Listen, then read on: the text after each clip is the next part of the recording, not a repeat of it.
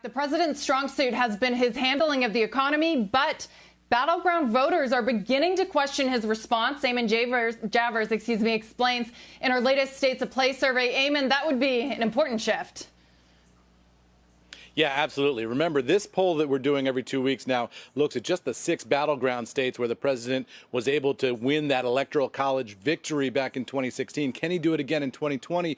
This poll is another piece of bad news for this president. Joe Biden continues now for a second poll in a row to lead in all of those 6 battleground states, extending his lead from 3% to 6% overall in the battleground states. And why is that? Well, partly it's the virus and partly it's the economic collapse sponsored by the virus. You look at the numbers here in terms of whether the president's doing enough to help working Americans. In these battleground states, 27% say they strongly agree with the idea that the president is doing enough to help working Americans, but 47% strongly disagree with. That is a huge margin there of people who disagree with the idea that the president is helping working Americans.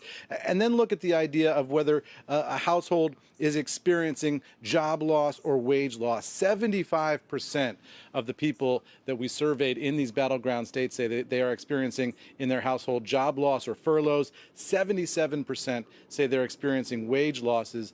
Though that's a real measure of economic pain in the real world that's hurting real voters, and that's playing out, we think, in the president's approval numbers. And then also look at the way people in the Sun Belt have started taking precautions around the virus. This is different from what we've seen before, and it's a striking difference between the Sun Belt and the Rust Belt here. If you ask people if they're taking precautions like social distancing, well, 84% of the people in the Sun Belt say they're taking those precautions, just 76% in the Rust Belt. 82% now say they're avoiding crowds in the Sun Belt, 77% wearing masks in the Sun Belt, and that might explain states like Arizona, Texas, and Florida, where the president is hoping to have wins.